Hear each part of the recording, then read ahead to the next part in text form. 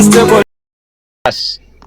Sawa, walipigwa risasi Mbeya, na yule mwanamke alikuwa ameenda huko kutembelea wazazi.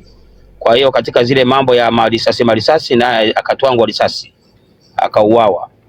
Huyu jamaa huyu Benson alikuwa na cheo cha ASO katika vyeo vya usalama wa taifa. Nyinyi matisi mlioko hapa mnanisikia na mnanielewa ninachokizungumza ni kitu gani? Ni assistant security officer, yani alikuwa hajafikia hata level ya security officer. Kwa maana SEO alikuwa hajafikia, alikuwa anakaribia kuwa SEO lakini alikuwa hajafikia bado. Kwa hiyo huyu jamaa pia alishai kuhusika katika kuongoza operation za Mtwara kipindi kile wananchi wanapinga mikataba ya gesi kama mnakumbuka. Singezuia reforms mpaka mkaua watu tarehe 29. Hivi mtu ambaye ana hoja za msingi nani tena jamani? Ataogopa mifumo ambayo inamchuja. Oya, vipi tena hapo? Mbona sielewi? Uhuru vipi hapo? Mbona sielewi? Mbona anaiongea simuoni? Mimi si ndio sijaelewa. Alafu ilikuwa sauti ya kwizi. Okay, sawa. Kwa hiyo jamaa huyu alikuwa anafanya majukumu yake mpaka anakuja kupoteza life. Alikuwa anafanya majukumu yake pale PSU, kwa maana Presidential Security Unit. Nyinyi ma UV CCM msiojua maana ya PSU. PSU ni kitengo maalum cha kumlinda rais, kiko ndani ya usalama wa taifa. Sasa nyinyi ma UV CCM hamjui chochote, mna kazi yenu kuja kutukana tu hapa. Hamjui chochote, hamjui nchi inaendeshwaje. Huyu jamaa amevumilia kwa muda mrefu sana. Huyu ni mtu ambaye nani hawa wanaitwa nini hawa watu wanani nini hawa pale nani Mbeya pale, mbali na Wanyakyusa kuna kabila pale wanaitwa nini wale, achana na Wanyakyusa, kuna kabila jingine wale Mnyia wa Mbozi, Wanyia wa kule Mbozi.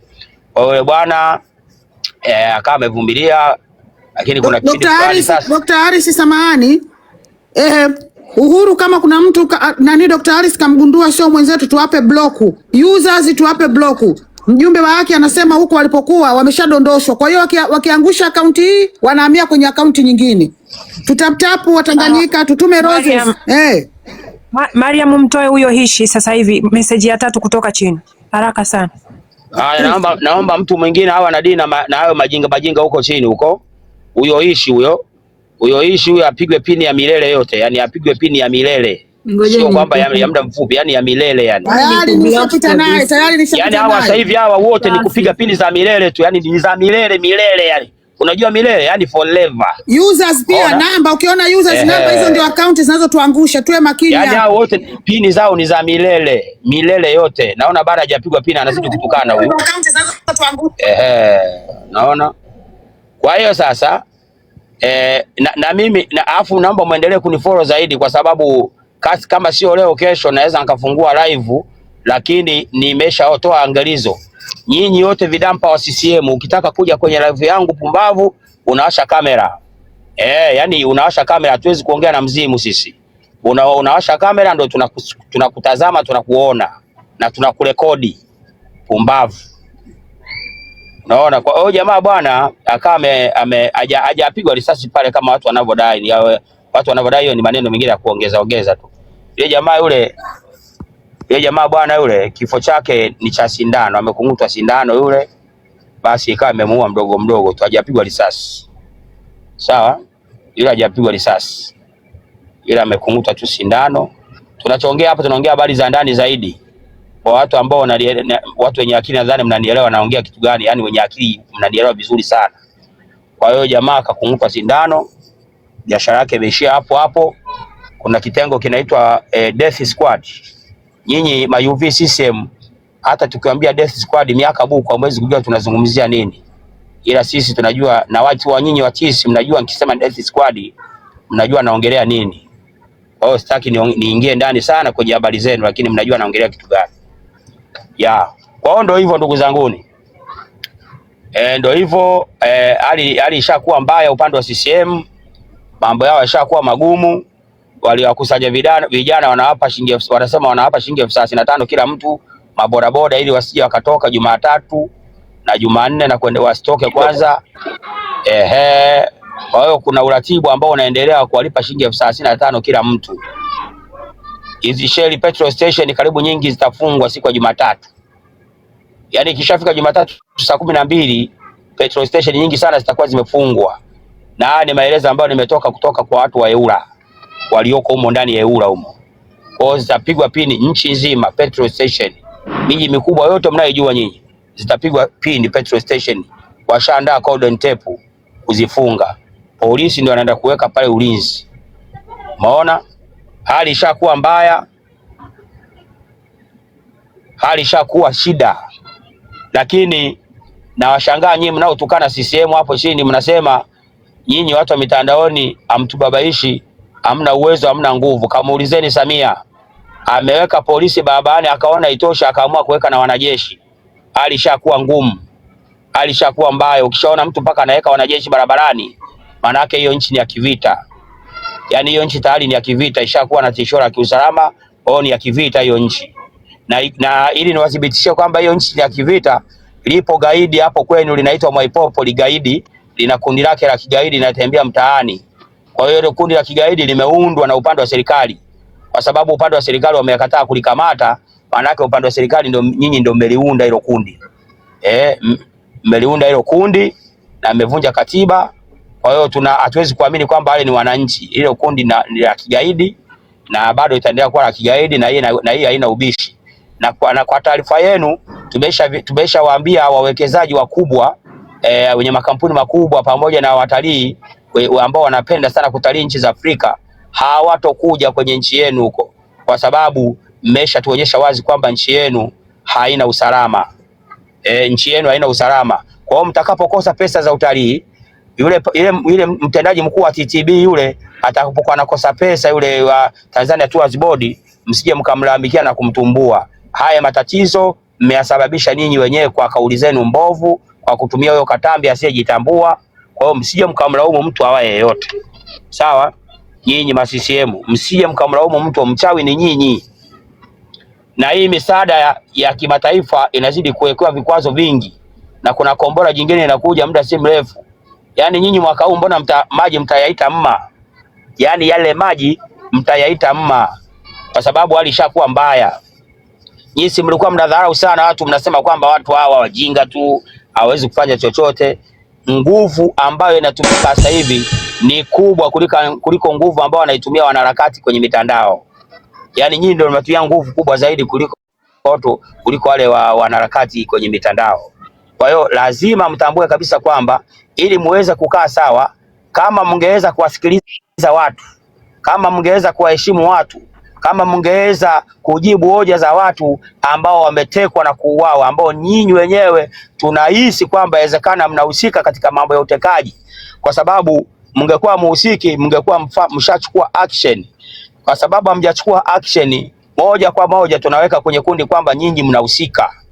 Kama mnahusika nyinyi, jamani, hapa mimi napiga nondo, najiandaa kwenda kanisani. Unajua sisi huku ni asubuhi, lakini napendaga sana kwenda ibada ya saa 1 asubuhi.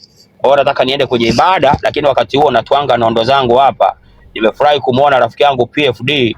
Kaka, washa bike nikusalimie kidogo rafiki yangu, mwalimu wangu PFD. Nimefurahi kukuona.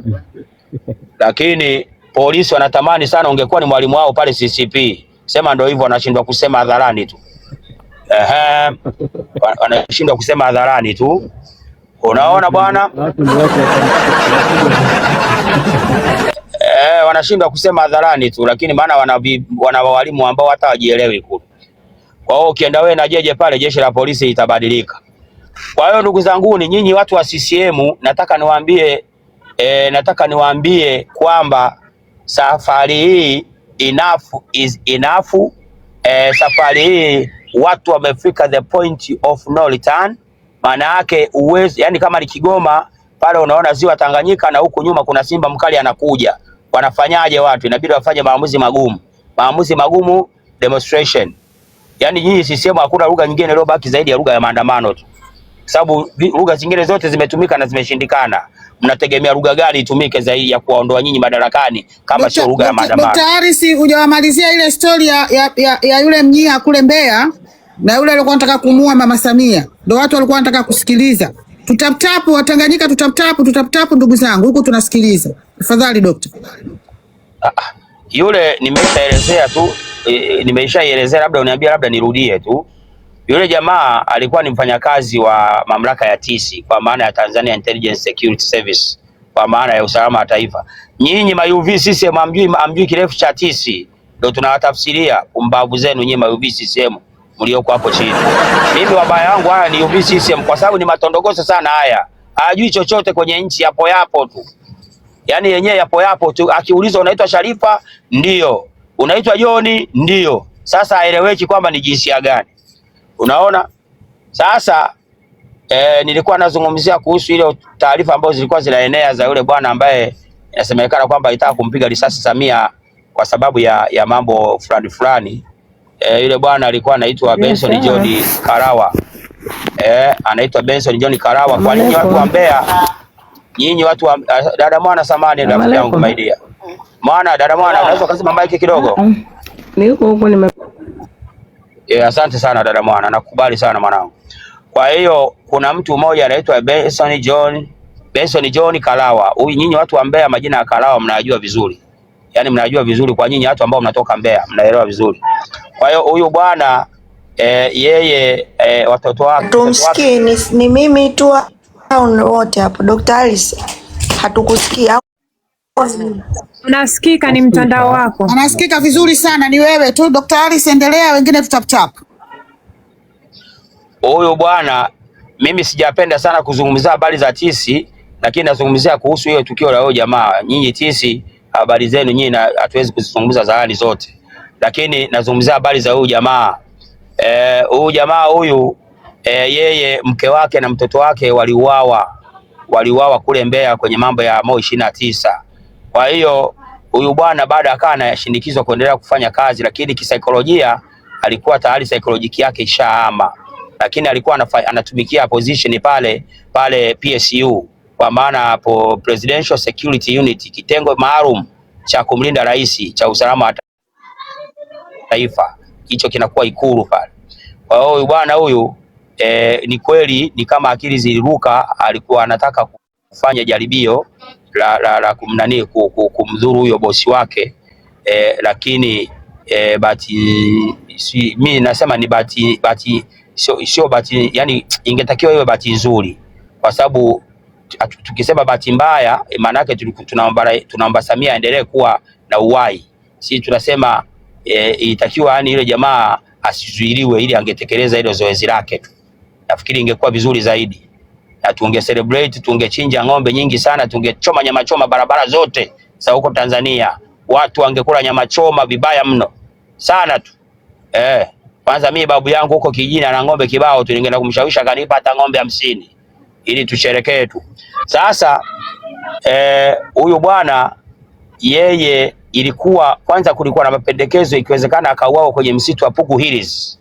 Pugu Hills ni msitu, watu walioko maeneo ya Kisarawe wanaijua hiyo Pugu Hills. Unapita shule ya Minaki ndani huko ndo kuna msitu ile inaitwa Pugu Hills, au huko mbele wanasema kuna msitu unaitwa Kazimzumbwi. Kwa nyinyi mlioko Kisarawe mtakuwa mnaelewa vizuri. Kwa hiyo ambapo hii habari ya Beni saa 8 naomba niache kwa sababu ni nzito sana, lakini nizungumzie tu ya huyu Karawa tu, ya Beni saa 8 naomba niache. Sasa yule bwana yeye amekung'utwa sindano, na sindano ile ambayo amekung'utwa, zile sindano ambazo ukikung'utwa ndani ya siku 3 tu lazima unakuwa umekwenda na maji. Kwa hiyo yule bwana amesha kwenda na maji, wanajua mwenyewe hapo ulipompeleka ni wapi, lakini amesha kwenda na maji, hayupo tena duniani. Amesha kwenda na maji huyo bwana. Zamani kaka Mkombozi, Uhuru kwa makini, users wanaingia wengi sana, users hawana name, wanaingia wengi sana, wameporomosha watu huko, wamehamia huku kwa mpigo. Users tu wa block. Uhuru ongeza moderators, watu moderators. Miriam, na wewe ni moderator? Ni moderator na dili nao pia, ndio maana nawaona. Waongezee watu wengine ambao wana access ya kupokea moderator. Ngoja niongezee. Wanakuja kwa wingi sana. Wakati naendelea kuongea naomba mnifollow kwa wingi sana, na PFD pia mumfollow kwa wingi sana, Akaunti yake naona naye ilikuwa na changamoto. Niweke hapa taangalia. Mfollow kwa wingi sana. So my account yangu iko private, lakini ukinifollow mimi accept zenu zote naziona, naziselect zote naziaccept kwa pamoja. Kwa mimi naziona tu, wala msijali. Kwa hiyo ndugu zangu, ndio hivyo, tumefikia pazuri na kwa kweli CCM sasa hivi wameshaharibikiwa tayari. Miruzi mingi umpoteza mbwa. Sasa mbwa CCM kashapoteza miruzi, amepoteana, hajui anaenda Mbeya, hajui anaenda Mtwara, hata hajielewi. Yani barabara ya Mtwara yani barabara ya kwenda Mbeya yeye anaenda kushika njia ya Mtwara. Kashachanganyikiwa, alishakuwa mbaya ndugu zangu. Mpaka wanaenda kuwaita hadi makuli wa Tandale wabeba mizigo, wale makuli wanaobeba magunia wale, eti makuli nao wanasema mtuachieni amani yetu. Na si kuli wewe jamani, ambao unabeba mpaka mgongo umepinda. Naona I say sasa imeshakuwa too much sasa.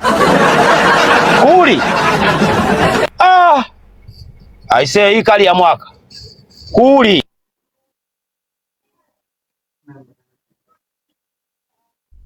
Naionaje jamani? Si vituko. Hawajielewi kaka Halisi, hawa watu hawajielewi. Basi yani akapewa hela kidogo tu anajiona naye ni mtu wa maana, anasahau shida zake. Mtoto wako naye atakuja kubeba mizigo, hajui. Kuli huwezi kumpa hela nyingi zaidi ya shilingi 3000 tu. Yaani utampa shilingi 3000 ndo ataanza kuongea sisi na hela nyingine utakao umpa. Kuli anabeba mzigo mpaka mgongo unapinda, analipa shilingi 4000. Bonge la gunia la mahindi. Anabeba hivi. Nyinyi watu ambao mnatoka Sumbawanga mnauza mahindi huko Tandale mnaelewa. Nyinyi watu wa Sumbawanga mnajua vizuri makuli wengi wamepinda migongo. Wako hoi. Sasa eti nao wanakuja kusema eti hatutaki maandamano. Hatutaki maandamano. Bwana hii kali ya mwaka hii. Yaani anasema hatutaki maandamano, wakati huo huko anapoishi choo ambacho anachotumia wanapanga foleni kama watu 17 wanapanga foleni kwenda kwenye choo, wanaenda kwa zamu. Huyu anakuambia hataki maandamano. Hii imekaaje? Akikaa barazani hapo kwenye baraza kuna mfereji wa maji machafu, lakini bado watu wa maafisa afya wa halmashauri wanakuja na kuambia lipia hela ya taka, lakini wakati huo hapo kuna mfereji wa maji machafu huko pale, kipindupindu mwanzo mwisho, anakuambia hataki maandamano. Umeona watu jinsi CCM yani, unajua sifa ya kuwa mwana CCM kwa sasa hivi mambo lazima uwe nayo mambo kadhaa. Mnisikilize kwa makini. Sifa ya kwanza kuwa mwana CCM uwe mtekaji. Sifa ya pili uwe mchawi. Tena sio mchawi wa kawaida, mchawi anayekula nyama za watu. Maana tumeona wana CCM wamekula nyama za watu Moi 29. Kwa uwe mchawi anayekula nyama za watu. Uhuru anajua kule kwetu kule wale wachawi wanaokula nyama za watu ni aina gani. Anawajua vizuri. Unaona? Haya, uwe mwana CCM unatakiwa kuwa mfiraji, unatakiwa kuwa mbakaji. Yani hiyo ndio sifa kuu ya mwana CCM. CCM kusema ukweli kwako ni kosa kubwa la jinai, lakini kwenye katiba yao ya mapinduzi ya Chama cha Mapinduzi inasema nitasema ukweli daima, fitina kwangu ni mwiko. Ni nani anayesema ukweli ndani ya CCM sasa hivi kutokana na hiyo katiba yao? Hakuna. Na hii inadhibitisha maneno haya. Joseph Kasheku Msukuma alikuwa anahojiwa, anasema ndani, yani kwa sasa hivi ukisema ukweli tu unawekwa pembeni. Huyo ni Msukuma amesema, ni mwana CCM huyo, sio mimi. Anasema ndani ya CCM ukisema ukweli unawekwa pembeni, na tafsiri ya kuwekwa pembeni maana yake unaweza ukauawa. Kwa hiyo kile kipengele cha kusema nitasema ukweli daima, fitina kwangu ni mwiko, kifuteni hicho, akiwafai. Akiwafai hicho, kwa sababu mmesha kivunja. Akiwafai nyinyi CCM, umbavu zenu. Karibu kaka PFD, uendelee. Mimi watu wananikera sana. Kaka PFD hajafungua maiki. Jamani, kama bado hujamfollow PFD tafadhali mfollow. Asante sana Dr. Harris, asante sana. Yaani umefungua sana watu macho. Angalia jinsi gani maisha yanakuwa. Miriam, subiri kidogo. Miriam Maganga, subiri kidogo. Uhuru wewe ndio moderator hapo. Ndio moderator Uhuru. Okay Miriam, okay. Naomba nikishuka mimi nitapotea moja kwa moja, sitaweza kuwasikiliza. Kwa hiyo naomba mlishushe nyinyi.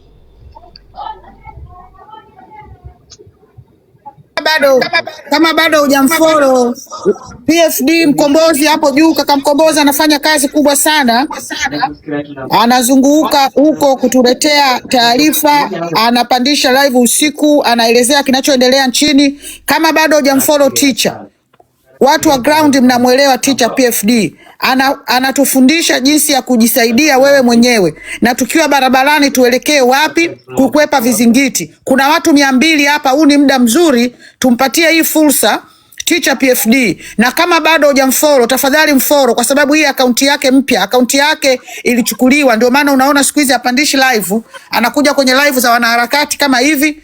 Kwa hiyo Watanganyika, ndugu zangu, kama bado hujamfollow hosti, hujamfollow PFD Mkombozi, tafadhali wafollow, mfollow PFD ili apandishe live, aendelee kutupa mawili matatu. Atafungua maiki sasa hivi, tusikilize kwa makini, huku tuna tap tap. Tusikilize kwa makini anachotufundisha. Kwa makini, alikuwepo ground Mo 29, aliona tulikosea wapi. Kwa hiyo kaja kufanya marekebisho pale tulipokosea Mo 29. Kwa hiyo ndugu zangu, tumfollow. Kama bado hujamfollow, mfollow PFD. Wengine tutaptapu na tusikilize kwa makini. Tutaptapu, tusikilize, tushare. Asanteni Watanganyika wenzangu, nawapenda sana. Mnifollow na mimi kwa wingi sana. Na mimi naomba mnifollow kwa wingi sana. Uhuru, naomba moderator, naomba unishushe. Aya, tunakushusha Dr. Harris. Jamani, tunaomba tuwafollow watu wote hapo juu. Kila mtu ambaye mnamuona hapo juu tunaomba mwafollow. Ni watu ambao kila mtu ana mchango mkubwa sana. Asanteni. Kaka PFD, karibu. Asante sana. Asante sana. Nasikika vizuri. Nashukuru sana host kwa nafasi hii. Mimi nataka niongee kwa sababu siko huru sana hapa nilipo, na lakini baadaye pia saa 1 tutakuwa kwa brother Marcus pale, ana kipindi chake cha saa 3 za moto, na pale tutapiga darasa pia. Kuna vitu tutafanya summarization ya zile mbinu ambazo tulifundishana mara ya kwanza kabla akaunti zetu hazijashushwa sana. Kwa hiyo saa 1 tutakutana kwa brother Marcus pale kwenye saa 3 za moto. Takuwa na darasa langu, nafikiri amenipa kama lisali moja hivi. Tutaelekezana kwa sababu tumebakiza muda mchache sana. Lakini vile vile nataka niwakumbushe tu ndugu zangu, muda uliobaki ni mchache sana. Na sasa hivi hawa jamaa wanaogopa sana. Wanaogopa sana, wanapita kila mitaa nyumba huko.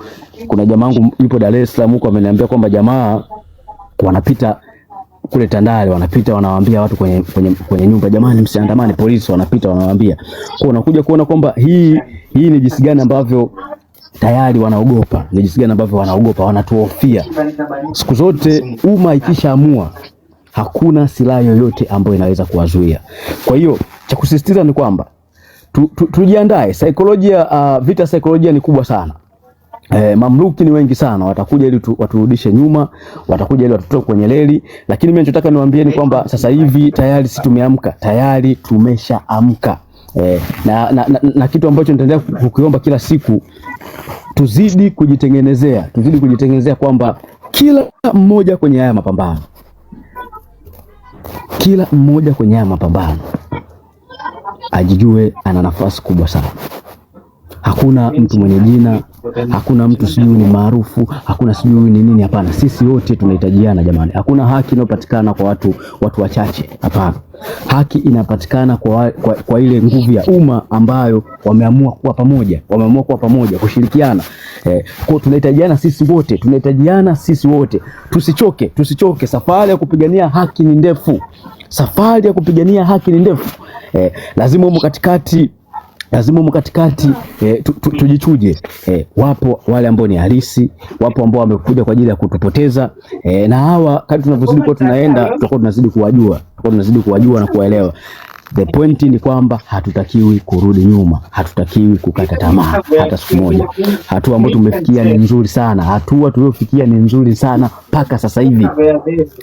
Sasa hivi tunaweza kuamua sisi wenyewe. Hiki kitu watu mnaweza kuwa mkiangalia, lakini ukikiangalia kwa jicho la tatu, utakuja kugundua kwamba tumepiga hatua kubwa sana. Taifa letu bado changa kwa mapambano. Taifa letu bado changa kwenye mapambano ya kupigania uhuru na haki ya taifa. Lakini unaweza ukaona kadri siku zinavyozidi kwenda, tunazidi kuamsha vijana wanazidi kuamka. Sisi hatuna muda wa kwenda kuwafuata kwenye live zao, lakini kila siku wanahangaika kwenye live zetu. Ni kwa sababu gani? Kwa sababu wanaona hiki tunachokifanya. Kuna watu ambao wanajua kabisa tunachokifanya sisi ni kweli. Kuna watu kabisa wanajua tunachokipigania ni haki, lakini tayari wenyewe wana mioyo ya uoga, wamewekewa hofu ndani ya mioyo yao. Hawa wako tayari kukaa kimya, lakini wanajua kabisa hiki ambacho sisi tunakifanya ni sahihi na ni kitu kizuri, lakini ni lazima tu wapinge kwa sababu ni waoga. Sasa hii isituvunje moyo. Tunapokuwa tunapigania hii, sisi hatupiganii mtu yoyote, tunapigania taifa na kizazi kinachokuja. Sisi wote tutapita, lakini taifa hili litaendelea kuwepo. Alikuwepo Mwalimu Nyerere, leo hii yuko wapi? Mwalimu Nyerere alipigania uhuru wa nchi, uhuru wa bendera, yuko wapi leo hii? Hayupo. Lakini kama angefanya hivyo kwa sababu ya yeye, inawezekana mwenyewe angekuwa ameacha, au kwa sababu ya watu, lakini alifanya kwa sababu ya taifa. Kwa hiyo hata sisi ndugu zanguni, tusije kuingiwa ubaridi kwa watu ambao tunaona tunapigania taifa na wenyewe akiwemo wanakuja wanatupinga, wala hiyo isituvunje moyo. Kwa sababu ndio siri ya kupigania haki. Wale unaowapigania, kuna ambao watakupinga wewe kwa sababu ni waoga, kuna ambao watakupinga kwa sababu ni waoga. Sisi tumeamua kutokuwa waoga, na kadri tunavyozidi kwa tunaenda ndio ushindi unavyozidi kukaribia. Sasa tusije tukavunjika moyo. Swala la kupata haki sio swala la siku moja, lakini kabla hujakata tamaa ya hiki tunachokifanya, angalia ni wapi tumetokea. Wewe mwenyewe tulia tu na akili yako. Je, taifa letu lilikuwa lina vijana wa namna hii? Hapana. Kwa kumbe unakuja kugundua kwamba tunapiga hatua kubwa sana. Itakuja kufikia hatua serikali yoyote itaoshika madaraka itakuwa inaheshimu raia wake. Kwa sasa hivi ndio maana unaona wanahangaika, wanatoa vitisho, wanaongea hivi kwa sababu tayari wanajua nguvu ya umma ikiamka, hakuna silaha, hakuna polisi ambaye anaweza akamzuia hata mmoja, kwa sababu sisi ni wengi. Kwa ndugu zanguni, hii tukadirisha tamaa. Tumebakiza almost siku mbili tu. Kwa hiyo saa moja nitakuwepo pale. Kuna vitu tutafanya revision, tutafanya summarization ya baadhi ya vitu kujikinga na mabomu ya machozi ambayo niliyafundisha. Tuangalie ni vifaa gani unatakiwa uwe navyo ndani ya siku mbili, ununue ili ukae navyo kwa wale wapambanaji ambao wako tayari sabasaba kuingia barabarani. Lakini vile naendelea kuwakumbusha, niliwaambia kwamba ni lazima tuwe na strategy. Tarehe 7 na tarehe 8, hizi ni siku mbili za kusumbuana na hawa jamaa. Tubaki na siku moja. Sawa, asante sana dokta. Hizi ni siku za kusumbuana na hawa jamaa. Nimeshawapa saikolojia ya polisi. Wale kwanza ni binadamu kama sisi, nguo zao ni nzito. Hawa jamaa tukifanikiwa kupambana nao kwenye jua kali, yani lazima wachoke. Target ya askari ni masaa 3 tu wa kusambaratishe. Mariamu hapa anakumbusha kitu, rudi pale pale. Hii ni muhimu sana, ni kwa wale ambao walifuatia madarasa yangu, rudi pale pale, ni muhimu sana. Lazima tusumbuane na hawa jamaa, rudi pale pale. Hawa jamaa kila wanapokuwa na target, wakiona ile target yao wameipiga, alafu watu wanarudi pale pale, inakuwa inawaathiri kisaikolojia automatically, kwa sababu mabomu yanaisha, majiwashawasha yanaisha. Kwa hii ni kitu muhimu sana. Muda umebakia mchache sana, lakini tungekuwa tunaambiana vitu vingi na ninasikitika kwamba bado sikuweza kumalizia, maana zilikuwa ziko 14, lakini haina shida. Hizi ambazo tulielekezana ni muhimu sana. Safari yetu bado ni ndefu sana. Hatumalizi leo, wala tusiweke matarajio makubwa, Niliwaambieni tuangalie mbegu tunaendelea kuipanda. Hii ndio muhimu zaidi ya matokeo. Mbegu tunaoipanda ndio muhimu zaidi ya matokeo. Tusiangalie matokeo, tuangalie mbegu inayoendelea kuchipukia kila siku ya taifa hili. Tunahitaji vijana ambao sio waoga. Mwalimu Nyerere ametuachia taifa la vijana waoga. Sisi tunatakiwa tutoke huko. Tunatakiwa tuwe vijana ambao tuna uwezo wa kumuuliza askari, Kwa nini hivi? Kwa nini hivi? Kwa nini hivi? Tunatakiwa vijana tuwe wanamnayo, lazima taifa letu liwe hivyo. Sasa kwa nini naongea hivi? Naongea hivi kwa sababu sitaki watu tukate tamaa pale unapoona ushindi unachelewa. Unapoona ushindi unachelewa, lazima kuna watu wanakata tamaa, lakini nataka niwaonyesheni kwamba haki haijawahi kuwahi. Haki uchelewa, lakini lazima itapatikana. Na vile vile msisahau hata dhahabu mpaka unapoona inang'aa inapitia changamoto nyingi sana. Kwa hiyo hata sisi ni lazima tupitie changamoto hizo mpaka tuje kuipata ile haki. Kuna watu watakuja, kuna watu tutakuwa nao, kuna watu kila siku tunaona labda hawa ni wenzetu, lakini itafika mahali watachoka, itafika mahali wataingiwa na uoga, itafika mahali wataingiwa na tamaa ya fedha. Hiki kitu sio kipya, hivi vitu vipo, lakini ni lazima tuvitambue. Kwa hiyo tusiangalie majina. Tukiendelea kuangalia majina tutaishia wote njiani. Lakini kitu ambacho nataka niwaambie ni kwamba harakati sio watu, harakati ni imani. Kama moyo wako unakwambia unapigania haki, basi simama hapo kwenye kupigania haki. Hatutaki kuangalia huyu ni nani. Sisi wote tunahitajiana. Ndio maana tukisema tuangalie watu, kesho kuta mtakuja kumuona PFD kasaliti mapambano, mtavunjika moyo. Lakini lazima muone PFD ni kama watu wengine, lazima tumwangalie huyu ni kama huyu ni kama huyu. Sisi wote tunahitajiana, Hiyo ndio siri ya ushindi. Mimi kila siku nawaambia hichi kitu, hiyo ndio siri ya ushindi. Kwa nini? Kwamba lazima tuangalie imani, ili hata kesho labda kuna mtu mlimtegemea sana, mlimwamini sana, kama binadamu kapiga hatua nyuma. Huwa naongea msemo wangu mmoja tu, hatuangalii tulikuwa na nani, hatuangalii tulikuwa na kina nani, tunaangalia tupo na nani. Kwa hiyo kama jina lilikuja likaondoka, acha aondoke, tubaki wale waliopo, wale tunaoonana, ndo mapambano yanaendelea. Tulikuwa watu 100, tunapiga safari, imefika katikati, wengine wamekufa, wengine wamechoka, tumebakia watu 50. Hatuwezi kukaa tuanze kufikiria wale watu 50 ambao hatupo nao tena, itatufanya tushindwe kumaliza safari yetu. Lakini wale 50 tulionao, tuna discuss hao na tunaendelea mapambano. Tunaambiwa huwezi kurudi nyuma ukabadilisha mwanzo wako, lakini unaweza kuanzia hapo ulipo ukabadilisha mwisho wako. Hiyo statement iweke sana kichwani. Huwezi kurudi nyuma ukabadilisha mwanzo wako. Ikishapita imepita. Huwezi kurudi nyuma ukabadilisha mwanzo wako, lakini unaweza kuanzia hapo ulipo ukabadilisha mwisho wako. Hiyo ndio formula ya mapambano. Kwa hiki tunachokifanya, ndugu zanguni, tusimamie hapa. Wale tuliokuwa nao tumekuwa nao, wale walioondoka wameondoka, lakini haki kama bado haijapatikana, kama sababu zipo, lazima tuendelee kusema na tuendelee kupigana mpaka tutapokuja kupata ushindi. Na vile vile niwakumbusheni tu, hakuna maandamano ya kupata katiba ya kuitoa serikali batili madarakani inayoenda kwa amani, inayoenda kwa utulivu, no. Wala tusitegemee support ya aina yoyote, lakini ni lazima tuwafanye wale waje upande wetu. Wale wote ambao wanaishikilia serikali batili kwa sababu ya matumbo yao, sisi inatakiwa tuwaoneshe kwamba wenyewe wanatakiwa waje kutusupport sisi, waje kuungana na sisi. Hatuhitaji mtu yoyote, hatuhitaji askari wowote ambao waje watusapoti sisi, hapana. Ila sisi tunatakiwa tuwafanye wenyewe kwa maamuzi yao, watufuate sisi. Na tunawafanya vipi? Ni kupambana, ni mapambano.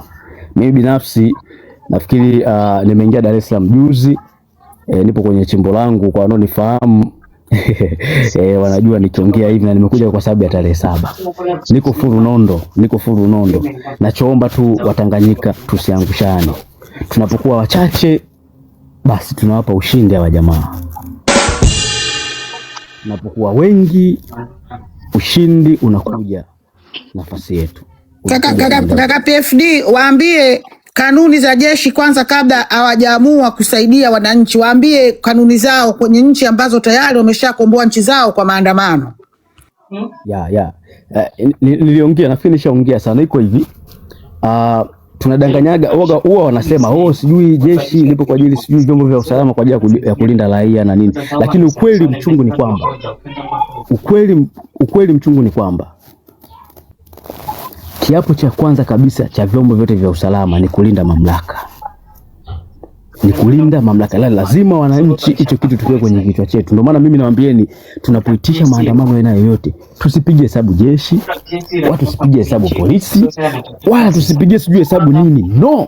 Lakini vyombo vyote vya usalama, target yao, kiapo chao cha kwanza ni kulinda mamlaka, mataifa yote. Ndio maana nawaambieni hivi, kama mnabisha kinachosema, angalieni mataifa yote ambao walipata ushindi wa kiraia, raia walikuja wakaitoa serikali madarakani. Angalieni, je, zile siku ya kwanza, siku ya pili, siku ya tatu, jeshi, polisi walikuwa wanawasupport wakina nani? Walikuwa wanasupport mamlaka. Lakini raia kwa sababu wana nguvu, wanapokuwa wamekataa kurudi nyuma, afe kipa afe beki, lazima goli liingie. Ndo hapo vyombo vya usalama huwa vinaamua kugeukia wananchi. Kwa hii scenario ni lazima wote tuiweke kwenye akili zetu. Ndio maana mimi siwezi kusema eti sijui tutegemee jeshi, sijui tutegemee polisi. Sikilizeni niwaambie ndugu zanguni, jeshi wanafuata amri. Na amri wanaifuata kwa nani? Kwa yule mkubwa wao. Asilimia kubwa hawa wanajeshi wa chini, hawa vikuruti, hawa wote huwa wako upande wa raia. Lakini hawa ni wanyonge kwa sababu wakubwa wao wameshikwa mashati. Wakina Mkunda wameshikwa mashati na kina Chura Kiziwi. Hawa huko hawezi kufanya chochote. Lakini sisi tuna uwezo wa kuwafanya hawa wageukie upande wetu. Nepal polisi walikuwa wanawapiga waandamanaji, waliwapiga risasi. Lakini madogo walikaza. Kila siku ilivyokuwa inaingia siku ya pili, siku ya tatu, watu wanazidi kuwa wengi.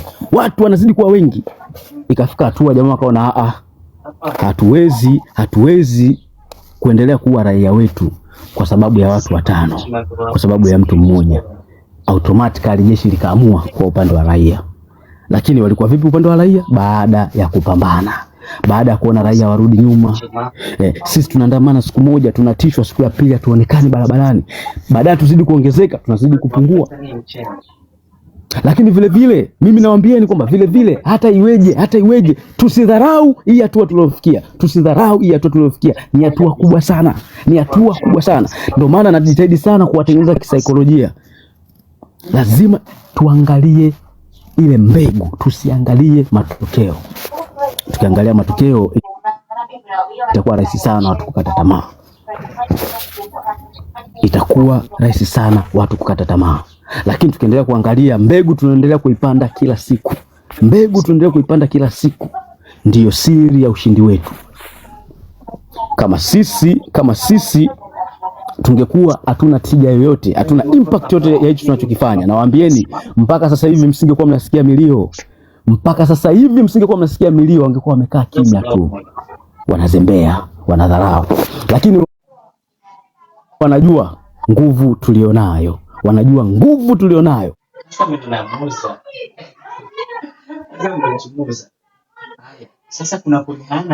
Wanasema hivi, katiba ipo, lakini wanafuata ile, yani kwenye katiba wanafuata kile tu ambacho kinawalinda wenyewe.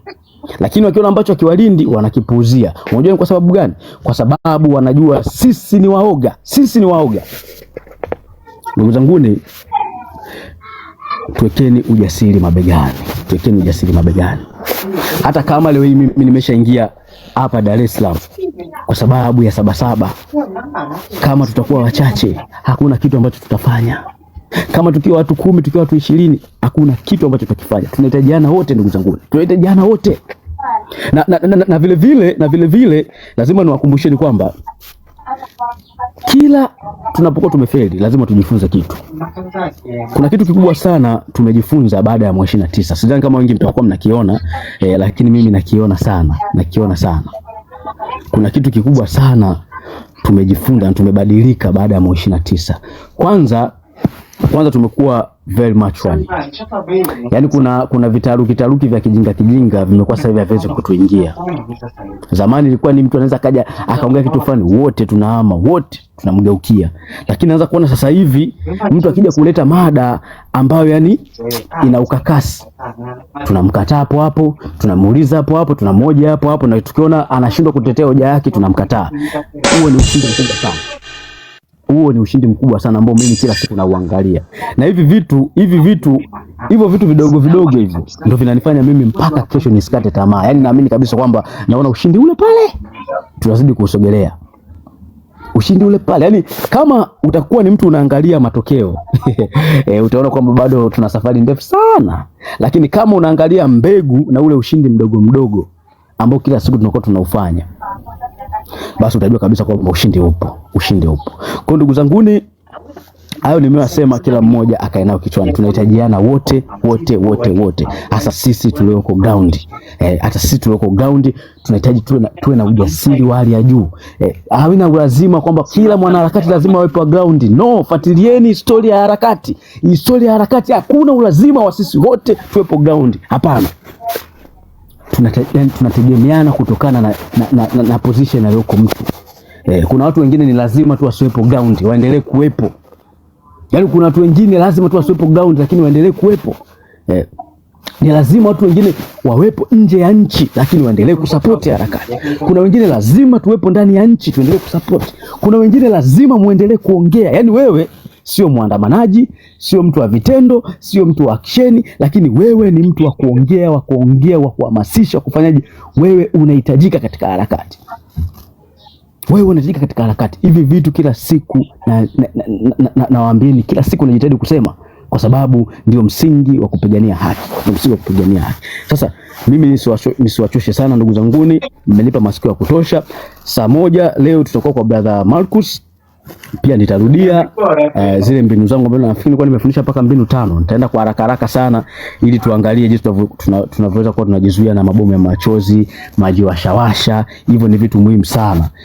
Huduma za kwanza ambazo tunaweza kuzifanya sisi wenyewe. Lakini vile juzi hapo kuna live nilipanda nikawaambieni ile baking soda ni nzuri sana katika kuzuia maji, katika kuzuia bomu la machozi. Ukitumia nafikiri inauzwa 1500. Fanya juu chini itafute kama uko tayari kimapambano, Kwa hiyo saa 1 tutafanya summarization, tutarudia baadhi ya vitu muhimu kwa haraka kwa brother Marcus pale. Pia nafikiri amesema pia tutakuwa tuna maombi maalum kwa ajili ya Sabasaba. Hakuna haki bila maombi. Kwa tunapopigania haki tunamweka Mungu. Lakini vile kabla hujakata tamaa, kuna mifano mingi ya manabii, kuna mifano mingi ya mitume ambao hawa watu walikuwa ni watakatifu mbele ya Mungu. Lakini tujiulize kwa nini Mungu alipokuwa anawatuma hakuwaamuru tu? Kama Mungu ana uwezo, kwa nini hakuwatuma tu nendeni mkafanye hivi? Au kwa nini Mungu hakuamuru? Mungu ana uwezo. Kwa nini? Ni kwa sababu haki upiganiwa. Mungu ana uwezo wa kusema tu nataka hili liwe hivi, lakini haiwezekani kufanya hivyo bila imani. Ni lazima uwe na imani, na ili upate imani lazima upitie mitikasi ya kukuvunja nguvu, ya kukatisha tamaa, ila usimame imara ili kile utakachokipata ukiheshimu. Ndio maana unaona kila Musa wakati Mungu anamtuma, hakumtuma tu aende tukachukua kwa sababu alikuwa na uwezo. No, alipitia mistikasi ya alienda sijui mara akabadilisha sijui manyoka wakapigana, mara akawapiga mapigo 10 Farao ili awaruhusu. Lakini huyu Mungu alikuwa na uwezo wa kuamua tu watu waende huko. Hii ndio siri ya kupigania haki. Sasa hivi naomba uzime mic. Kuna huyu nani sasa hivi tuna kiziwi tunamuita Yezebeli. Nilikuwa nafuatilia, niliona Yezebeli nikafuatilia historia kidogo ya Yezebeli. Yule Yezebeli alikuwa ni mtawala na mume wake. Yule Yezebeli walimdhulumu nani, usijue kwa anaitwa jina gani, walimdhulumu shamba lake la mizabibu na pia wakamuua. Lakini kipindi hicho cha Yezebeli kulikuwa kuna manabii waliosimama, lakini walishindwa kukemea, walishindwa kusema kwa sababu walikuwa wanaogopa. Ila Elia akavaa ujasiri, akasimama na akamfuata mpaka ikulu Yezebeli na bosi. Asante sana na bosi walimuua na nani yake wakachukua shamba lake. Elia alisimama akaenda mwenyewe ikulu, akamwambia umetenda dhambi, umeua, na akamtabiria nini, akampa unabii mbaya wa mwisho wake mbaya. Yezebeli yuko wapi? Kwa nini nasema hivi? Mayezebeli ndo hawa wakina Samuya, mayezebeli ndo wakina Mafwele, lakini hili tunalolipigania, hii haki tunayoipigania, hatuwezi kuja kupewa kama sahani.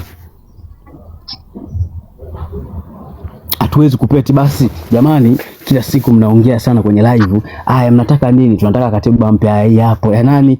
Labda tuseme ya mzee wetu Warioba, tuiongeze vitu vichache hii hapo. Mnataka nini? Tumwachie Lissu. Haya, huyo hapo. Mnataka nini? CCM itoke madarakani. Tunaondoka. No. Haki iko hivyo. Lazima tuipiganie. Lazima tuipiganie. Sasa hili tunalolifanya ndio maana kila siku wanatetemeka.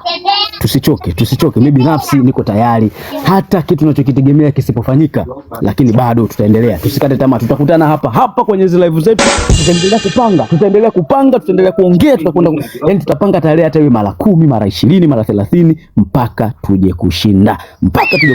Hatuwezi kukata tamaa. Ushindi haujagi mara moja. Ushindi ni mara 2, mara 3, mara 4, mara 5 mpaka hapo utapokuja kushinda. Kwa hiyo unakuja kuona jinsi gani tunahitaji watu wenye nguvu, tunahitaji watu wenye ujasiri, watu ambao hawapo kwa sababu ya kitu fulani, lakini wapo kwa sababu ya mapenzi ya dhati na taifa letu. Kwa hiyo tunahitaji sana ustahimilivu. Basi mimi niseme tu asante hosti kwa nafasi hii ulionipa. Mapambano yanaendelea mpaka dakika ya mwisho. Kamatia kwanza hapo teacher, kamatia hapo. Jamani Watanganyika.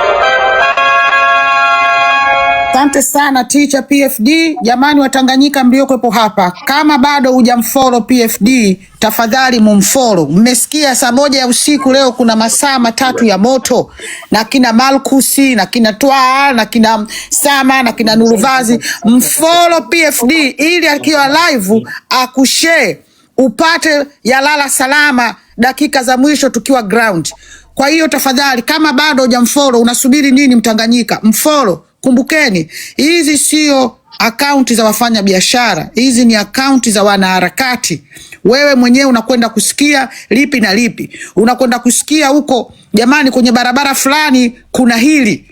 Kwa hiyo unapomfollow akiwa live unapata faida. Watanganyika, ukiambiwa mfollow huyu mwanaharakati mumfollow. Kuna watu 100 hapa, nyinyi wote mmesha mfollow PFD. Tumfollow. Amejitoa sana, yani anatufundisha mambo ambayo ame experience tarehe 29. Kama ulikumbuka kuwepo katika darasa lake liliopita, anasema roho iliniuma sana. Tulifika mahala tulikutana na wanajeshi wachache, yani walituambia wazi, ingekuwa wengi tungewaacha mpite, lakini mko wachache. Ndio karudia leo anasema hivi, siri kubwa ni namba. Yani walipambana, walitoka sijui wapi na wenzake, kila wanapokwenda wakitimuliwa kurudi wanarudi wachache. Na ndio maana kaja na lile somo la kwamba be water, alafu rudi pale pale. Yani unatawanyika, mnakwenda mnatafuta chocho, mnatokea mbele mnakutana tena.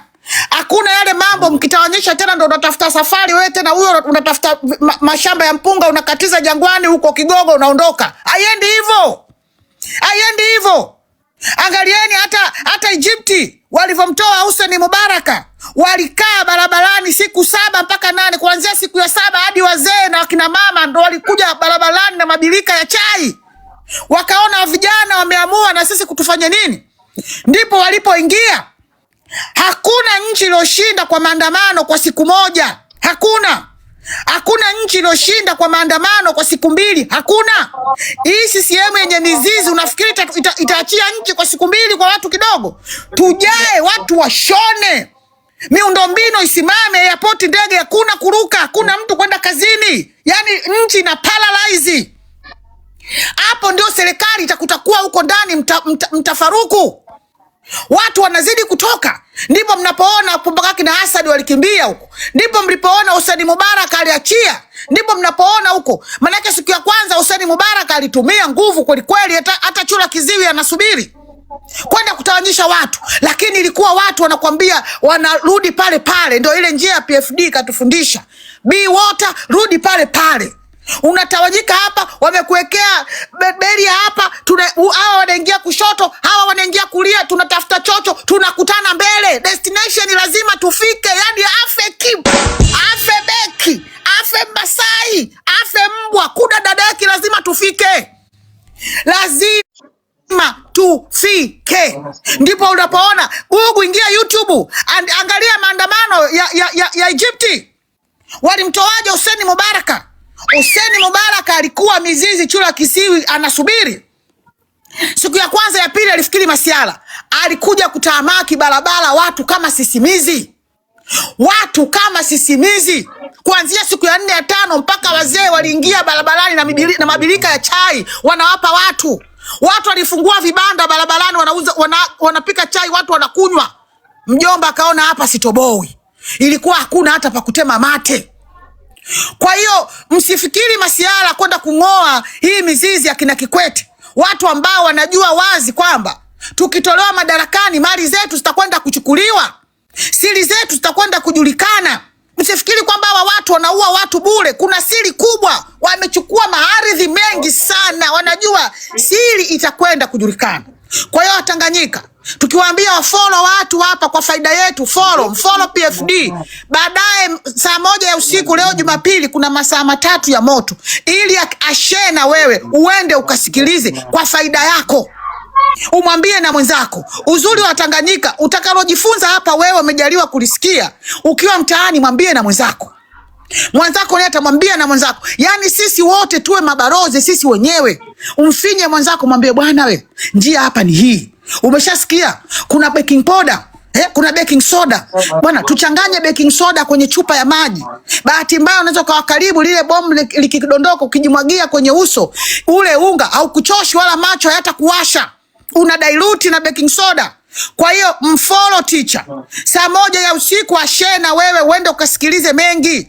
Maandamano ndugu yangu sio siku moja, ndio maana kila siku teacher anasema prepare, be prepared.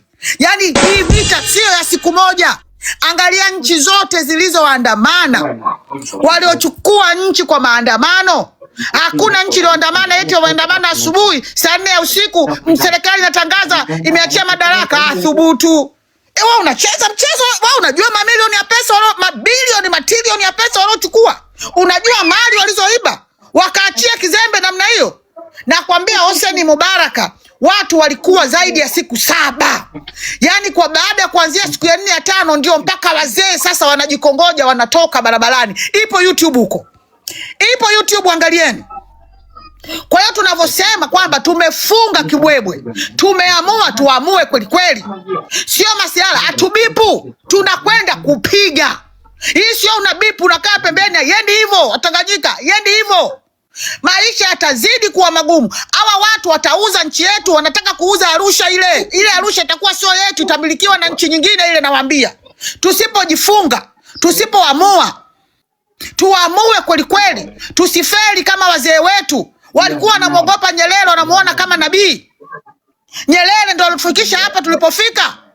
Katiba inamlinda, inawalinda wao waibe vizuri. Hakuna katiba hapa. Ile katiba ni yao. Tusikubali. Haya inaitoka maandamano yasio na kikomo. Yani wewe ambaye unafika kwenye nyumba, mimi nashukuru maandamano ya moto ya 29 watu walikuwa Kagera pale. Kuna zile nyumba karibu ya msikiti, zile nyumba walitoa sana maji kwa waandamanaji. Tunafanya hivyo, ukiwa karibu na nyumba, weka ndoo barabarani za maji, wekeni ndoo za maji nje. Watu wenye chupa watachota, watajimwagia. Tunakwenda mbele, tunakwenda mbele. Tusiishi kwa kusindikiza kizazi cha kina Kikwete, kizazi cha kina Makonda, kizazi cha kina Abduli. Mali wanazochukua wanajilimbikizia wao na generation yako. Wewe mtoto wako atalisi nini? Mtoto wako atakuja kuwa mtumwa. Hii nchi huko tunapokwendea watakuja kuwa watumwa. Nchi ishauzwa, wanajinunulia makasiri huko Magwarabuni. Tusikubali Watanganyika. Tusikubali. Yani ujiandae, haya ni maandamano yasiyokuwa na kikomo. Kama hujamsikia teacher PFD kwenye darasa yake alisema kabisa makosa makubwa tuliofanya tarehe 29 kuondoka barabarani. Na kwambia ukiondoka barabarani hurudi. Na nyie mnaochelewa kutoka, kama mkichelewa kutoka na mwenzako kuingia kutufikia tulipo itakuwa kazi kweli, kwa sababu wao wanataka kudili na sisi. Kwa hiyo nyinyi huko mliochelewa itakuwa kazi. Mkiambiwa la mgambo limelia, mliitikie. Filimbi kipulizwa, itikie. Ndio mnaambia vanuka sema jamani, nani safina hii pandeni, naenda kuchukua, na wao linaondoka. Maji yatakulamba. Maji yatakulamba nikwambie. Tusikubali. Tusikubali Watanganyika, tusikubali. Yani hawa watu ukitaka kujua hawa watu kwamba hawana dalili CCM kuachia madaraka katika hii nchi. Wameshaamua kuwa sasa hivi wanaendesha hii nchi bila uchaguzi. Mimi nikupe siri. Kuna mtu kanipenyezea. Na ndio maana kama unakumbuka juzi kati pale, kulikuwa wenyewe kwa wenyewe mpaka ile babu lenye sura nzito analosemaga Sama lile linawaambia watu jamani, kwanza hebu tusikilizane. Wanaanza kugombea, wanaanza kujipanga ya mwaka 2020 na 30. Umeona kazi hiyo? Wameanza kupanga rais wa 20 na 30 CCM. Sasa niambie, hawa watu wanataka reforms yao? Hawa watu wanataka mabadiliko kwenye kupiga kura? Wanajua wazi, yani wanajua. Kina Napo wanasema hadharani CCM haishindi kwenye makaratasi. Kwa hiyo wameshaamua kuwa wanaendesha nchi kimabavu, kwa sababu wanatuburuza, wanaendelea kuiba. Tusikubali Watanganyika, tusikubali. Maandamano haya ya bila kikomo ni jino kwa jino safari hii. Hatuwezi kuishi maisha tunawasindikiza wao na watoto wao. Watoto wetu sisi waje kuwa vikaragosi tu, wanawabebea wao mabegi. Wao unakubali mtoto wako wewe mbeba begi? Haiwezekani.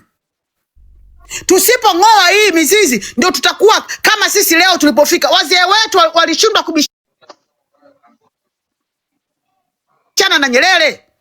Walishindwa kugoma bwana, hapa sio na hili sio hili, na ndio mwisho wake tumefika hapa. Kikwete kang'ang'ania vibaya mno. Jiulizeni kwa sababu gani? Kama mali mboni anao ya kutosha, lakini analinda ile mali aliyoiba, analinda ile ardhi aliyoiba. Anajua wazi kwamba chama chochote kikija kuchukua hii nchi, basi mambo yake yatakuwa hadharani. Na lazima serikali irudishe ardhi alizochukua. Mali, ana mali vizazi na vizazi zitakuta mali alizochukua huyu baba, lakini bado yupo. Jiulize kwa nini? Kwa nini mali alizochukua sikae pembeni akawa akula tu kwa mrija? Hapana, analinda. Na ndio maana unaona bora auwe.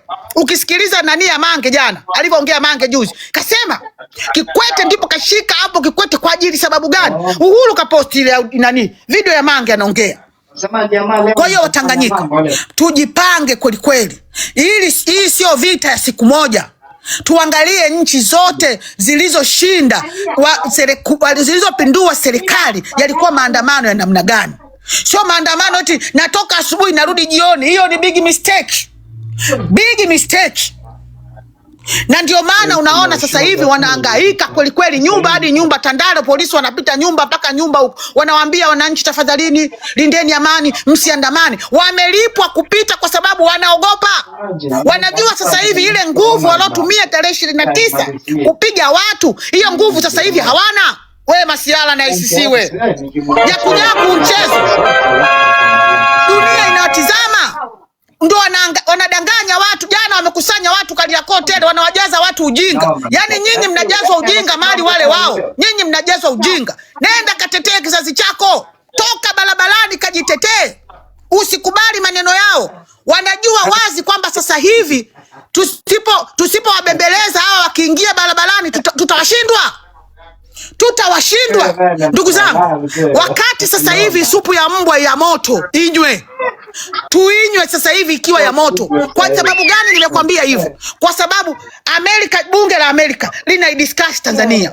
Sitaki kuongelea bunge la huko Ulaya. Nyinyi wote mnajua, mmeona bunge la Ulaya lilivyo, mpaka limewafungia kila kitu. Sasa mjui kwamba sasa hivi ndio wakati wetu tuonyeshe umoja kweli. Ulaya waseme kweli hawa watu hawaitaki hii serikali. Huu ndio wakati wa kuungana kuing'oa hii CCM. CCM ina mizizi, sio masiala. Tuwache kazi, tushapoteza watu tarehe 29. Tumeshapoteza watu tarehe 29. Na wanaogopa kutumia silaha za moto tena. Hawathubutu. Hawathubutu, ndio maana wameweka wanajeshi wengi mitaani kutisha watu. Ndugu zangu, kama bado hujamfollow Tita ukajifunze mengi, mfollow PFD. Tukutane saa 1 usiku atakapokuwa live, atakushare ujifunze. Usikilize kitu gani? Mkombozi kila siku analeta latest news. Anakwambia sasa hivi pale barabara fulani wameweka vijana. Kumbukeni kwamba kuna uniform za jeshi na polisi zimeshonwa China, zimeletwa makontena. Wanawapa hawa watoto sijui waliomaliza chuo, wanawapa hawa watu tu huko, wanawadanganya mtapata kazi. Wale hawana hata mafunzo kamili ya jeshi, hawana uniform, zilishonwa, tulishasikia kitambo. Ndio maana unaona wanapewa mabunduki fake, wanapewa pepper spray. Vile vichupa shingoni ni pepper spray, na najua kama mtu akimsogelea mpulizie pilipili kwenye macho. Sasa tutawapulizia wao, zile tutazichukua. Kwa hiyo ndugu zangu, tusikubali. Kama unaona una mtoto, kumbuka maisha yake atakuja kuaje, kwa sababu hawa wenzetu tayari hakuna mtu hata mmoja ambaye anafanya kazi kwenye CCM kwa ajili ya faida ya nchi. Wote CCM wanafanya kazi kwa ajili ya faida yao wao wenyewe. Mwana FA wa jana tu sasa hivi anamiliki mijengo Kariakoo. Huyu mwana FA wa jana tu tayari naye kashakuwa beberu lililobeberuka, kwa sababu huo ndio mfumo wa CCM, kuiba. Kwa hiyo tunapokutana hapa tunaambizana, ndugu zangu, twendeni sehemu fulani tukasikie mbinu, twendeni. Hiyo mnasikia nani hao Nepal walikuwa kwenye Discord mijadala kama hivi, mbinu wakafeli, wakarudi tena mbinu wakafeli, wamerudia mpaka wakatoboa kudadadeki. Hawakukata tamaa mpaka wakatoboa. Mliona walivyompeleka mbio ile waziri mpaka nakatiza kwenye bonde, wanayo. Sasa wewe bahati kama ile tumpate Makonda namna ile, show yake itakuwaje? Tumpate Makonda ingie kwenye anga zetu namna ile, show itakuwaje? Kwa sababu analinga sasa hivi anatembea na mabodyguard, lakini kumbuka kuna siku watamkimbia na atadondokea kwenye mikono yetu. Kwa hiyo ndugu zangu wa Tanganyika, Mungu atupiganie sana, Mungu atulinde, lakini na sisi wenyewe tujipiganie. Ndio maana ukaambiwa jiombe nikubariki, usikae tu nenda kafanya kazi nitakubariki. Sio tu ukae ndani, Mungu tusaidia. Hawezi kukusaidia. Mungu akusaidia umekaa ndani apasue bati kudondoshia ubwabwa na maragi bila kutoka nje kwenda kutafuta. Haiwezekani. Lazima tutoke. Na kabisa ujue kabisa, libebe kwenye moyo wako kwamba hii sio kazi ya siku moja. Watu nafikiri walioiba mabilioni hiyo trilioni nafikiri wa siku moja tu aache kiulaini. Hawa wanaachia wanapokuwa wameshafika ile no way to run. Hapo hawana ujanja, ndipo watapokimbiana hapo. Kila mtu atatafuta chocho lake. Ndio kama unavyoona wenyewe hawaamini hata kama wanatisha. Ndio maana familia zao tayari wameshaanza kuzipenyeza katika nchi ambazo wameficha mapesa yao. Wametoa familia zao kwa sababu hawaamini. Wanajua je, likitokea lilotokea Egypt, je, watu wakizidi kuwa wengi tutapita wapi? Watoto wetu watapita wapi? Wamekimbiza, wanakimbia. Sio kama wanakimbiza wetu watoto wao kwa sababu wanafikiri sisi tutawafikia watoto wao tuwapige. Hapana. Wanajua kwamba Tanzania ikiitika, watu wakijaa, ikiwa hakuna njia, watoto wetu watapita wapi? Kwa sababu hilo pia nao wanaliweka mawili. Wanatisha lakini wanajua. Kwa sababu maisha yamemfikia Mtanganyika, anaona bwana bora tukandamane CCM itoke. Maana sasa hivi CCM imekuwa yani hawataki tena kusikiliza wananchi, wanataka wanafanya wanavyotaka wao. Wanachukua madaraka, hawana tena habari ya kula. Kwanza walikuwa wanasema bao la mkono kila Nape Nnauye. Sisi tunajua tunashinda vipi. Sasa hivi imefikia stage hata yale mabao ya mkono hawataki, wanapora tu. Na wanaua tu bila bila huruma. Wanafila watoto wadogo. Yani nchi imekuwa, sitaki hata kuizungumzia sana. Ndugu zangu, mfollow PFD saa 1 usiku akushare uwepo. Mfollow Mkombozi, follow host, follow hao watu hapo juu wanaosimamisha hizi live. Kama unataka kusikia mengi kuhusu hii nchi, mfollow PFD. Asante sana teacher kwa uwepo wako, na asante sana host. Tutaptapu mwingine afungue mic. Nani anafungua mic? Damwana ama nani? Karibu sana. Tutaptapu wengine.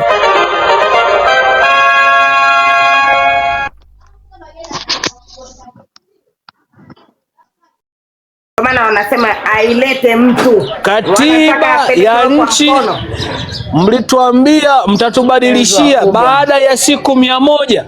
Baada ya siku 100 mtatupa katiba. Tunataka tuwaambie hiyo katiba baada ya siku 100. Mnataka huyu rais alamu aliyoko madarakani amalize muda wake, sisi tuendelee kupata tabu, tupoteze wananchi. Mmeua mamilioni ya Watanganyika. Katambi, katazo nalolitoa katoe kwa familia yako na wazazi wako, sio kwa Watanganyika wenye akili wanaopata shida na mateso. Mmemwacha mjane mama Amfle Polepole, mtoto wake mpaka leo hii amuoni, aliyetumia gharama zake kumsomesha. Nyinyi mmekaa mna enjoy. Wewe Mwigulu Nchemba, niko Tanzania. Mimi hata kesho nikifa, takufa katika kudai haki ya taifa langu. Sina umuhimu wa kuishi kwenye nchi yangu ambayo wananchi wanateswa. Wananchi wanatekwa na kupotea. Siko tayari nikakubaliana na upuuzi wa namna hiyo. Siko tayari. Kama nitakufa, nife katika bendera ya Jamhuri ya Muungano. Na ninatoa muungano, naweka Tanganyika, kwa sababu hatujaona umuhimu wa kuwa na muungano. Zanzibari, Watanganyika wanateswa, wanaonewa, wanatukanwa, wanakimbizwa kila wakati mchaka. Amuyasemei maovu ya Daisy.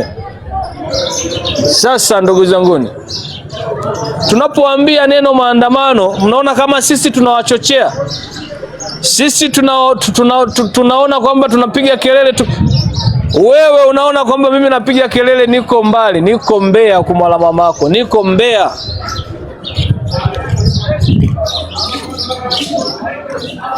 Taifa letu linahitaji kuwa na uhuru. Tukiachana uhuru tunaopaka poda na vipodozi, tunataka kuwa na uhuru wa nchi. Kila mtu awe na uwezo wa kutoa maoni. Tunataka watu wawe na uhuru wa kutoa maoni na kuikosoa serikali. Katambi, tunakujua kama sehemu za siri. Wewe ulikuwa ni mwanachadema, tunakufahamu vizuri. Wewe ndio ulikataza swala la utekaji na ulilisimamia ukiwa Chadema. Leo wewe umebadilika, unataka kutupa onyo kali. Onyo kali Mkundo wa mamako. Onyo kali Mkundo wa mamako. Kama unaona kwamba Tanzania ni ya baba yako au Tanzania ni ya wewe na kina Katambi, katumie hiyo katiba uwaambie mama zako na baba zako. Katiba ya nchi inatuambia tuandamane. Tuna uhuru wa kutoa maoni yetu kwa maandamano, tuna uhuru wa kutoa maandamano kwa namna yoyote. Mmemuua dereva wa kumwekea sumu. Nategemea kwamba Watanganyika mnapoendelea kuwaua ndipo mnapoendelea kutibu matatizo ya nchi.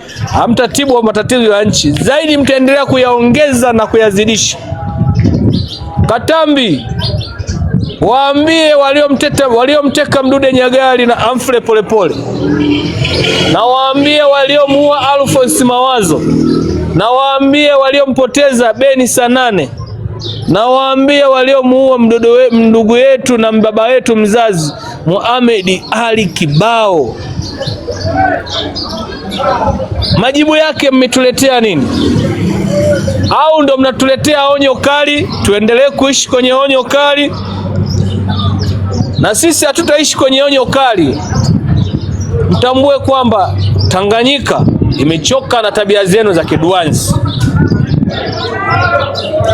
Mnang'ang'ania onyo kali, kwa nini msikamati?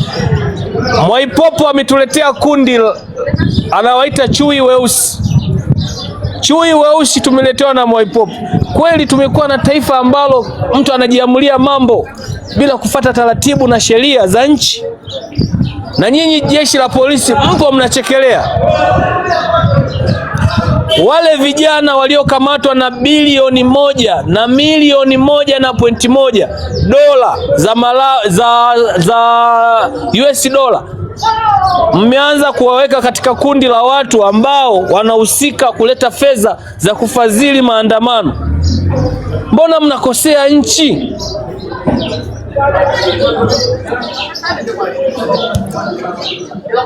Katambi, tunataka tukwambie hakuna jinsi, haina namna.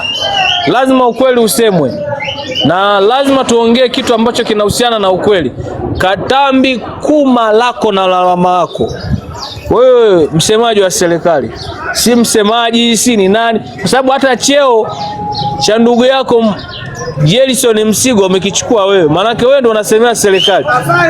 Kuma lako na lalama lako. Taifa linahitaji haki na ukombozi wa nchi wa kifikra. Tutoke kwenye utumwa. Hataki kuwa watumwa sisi. Nataka mtoke kuwa, tuendelee kuishi kwenye onyo kali ambalo alisimamia misingi ya haki ya onyo kali. Acheni upumbavu.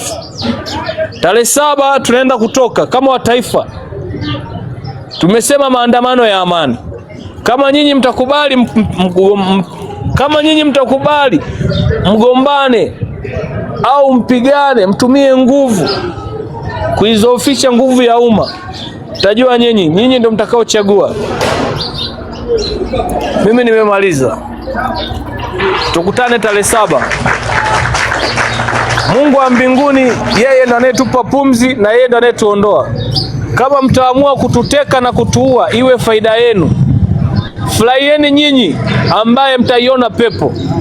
Sisi tutakaoenda Jehanamu, Mungu atubariki kwa sababu tunatetea haki. Mimi siamini katika hilo, lakini naamini katika Mungu. Kwa sababu maisha ya Tanganyika ni mabovu. Maisha ya Tanganyika ni ya uoga. Leo hii mmejaza jeshi kila kona, jeshi la nchi lipo kila kona linazagaa. Kila kona mmetujazia jeshi. Ili Watanzania waendelee kuwa waoga, waendelee kuishi kwenye amani, utulivu na upumbavu unaoendelea. Mnaendelea kuzalisha kina Mwandambo wawe mashoga. Sawa, ngoja tukubali mnavyotaka nyinyi. Sisi tunakubali. Lakini katika hili la tarehe 7 mwezi wa 7, I'm never happen. Hatutakubali. Nimeongea kizungu ambacho sikijui. Nimesema kwamba hatukubali kumala mamaki. Kama nyinyi mnataka demokrasia na uhuru wa haki ili amani itawale, tupeni demokrasia na haki ili uhuru ufate kwenye taifa letu. Kwa nini mnataka kutukandamiza? Kwa nini mnataka kutufanya sisi kuwa watumwa kwenye nchi yetu? Kwa nini tuendelee kuwa sisi kama vikaragosi kwenye nchi yetu kumala mamaki? Amri ya jeshi la polisi na jeshi la wananchi, endeleeni kutoa, lakini tarehe 7 tuko barabarani. I'm swear I'm God. Wewe kama wewe ni msenge baridi ambaye una comment hapo unasema kwamba wewe unapiga kelele, uko wapi? Niko Mbeya, niko Mwanjelwa kumala mamako. Niko Mbeya, niko Mwanjelwa. Tena natumia wifi ambayo nishalipia mwezi mzima. Sitaki kuleta pigo za kidwanzo. Ukahisi kama sisi wengine ni mandondocha. Tunaipenda taifa letu na tunapenda nchi yetu. Yeye anataka kujua uko wapi, aseme yeye yuko wapi, mshenzi mmoja. Hakikisheni tunatoka kwenda, tutoke. Yaani tukitoka tunaenda kuwazofisha hao watawala. Wanataka huyu mama amalize kwa mbelile. Sisi tumekataa kumala mamako. Wewe kama nyinyi mnataka rais wenu amalize kwa mbelile kumala mama zenu. Matusi anaotukana Lecho ni madogo. Wewe kiongozi naye kumala mamako mzazi.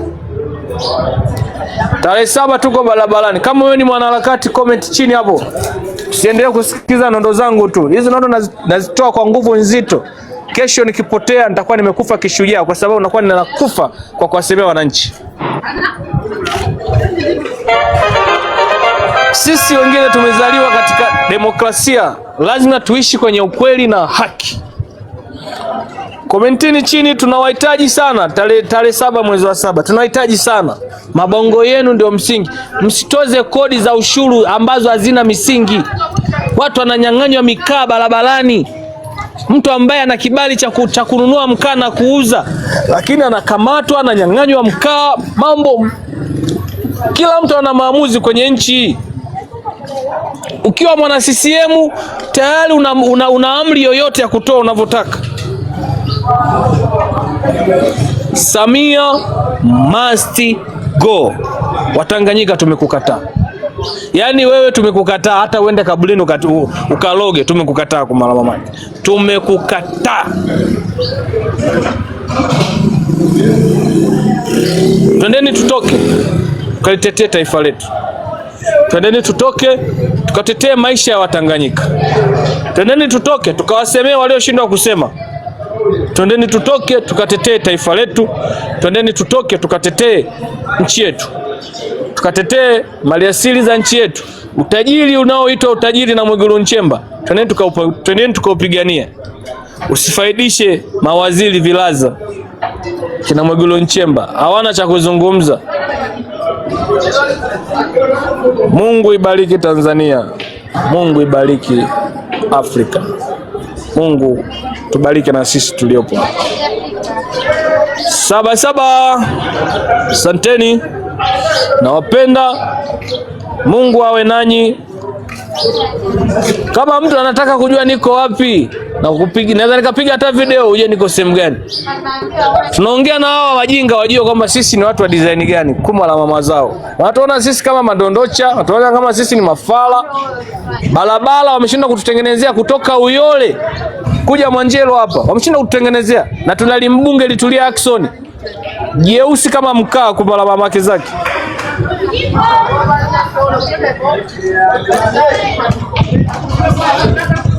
Mje mniteke, niko Mwanjelo na kula bia.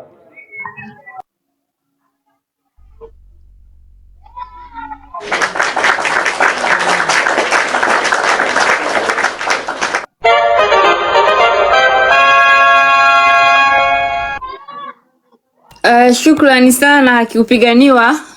Umepiga nondo za maana kabisa, ni nondo za kuhamasisha na kuwaondoa Watanganyika katika hali ya uoga. Asante sana kwa mchango. Damwana, kama uko tayari au mbunge wake mbunge Kibajaji, karibu. Damwana, umeendelea? Lakini pia watu wa chini naomba tuendelee kutap na kushare live, na naomba tufollow watu wote ambao wako hapo juu. Tap share live. Tena leo wakanyaga ile hasira, unajua tumebakiza masaa. Habari zenu jamani, kina Uhuru, Damwana na nyote mliowepo hapa. Kanyaga, yani tuna hasira, masaa mbakia masaa. Tanzania, lete baba. Peleka moto. Tanzania, lete baba.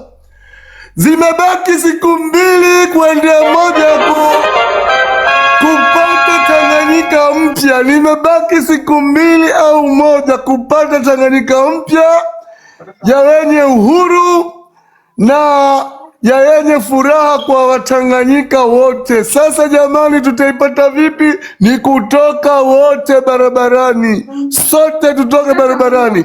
Hawa watu jamani, hii kuona wamemwaga jeshi barabarani, wamemwaga mapolisi, hii ni kututia woga tusitoke, kwa sababu wanajua hawana uwezo wa kuturejesha ndani tukisha kutoka nje barabarani, kwa sababu kuua hawawezi, na wao njia ya kuwarejesha watu ndani ni kuua. Na safari hii washaambiwa, Umoja wa Mataifa ishawaletea barua, Umoja wa Ulaya ishawaletea barua, ishawaambia tarehe 7 Julai kuna maandamano na hatutaki damu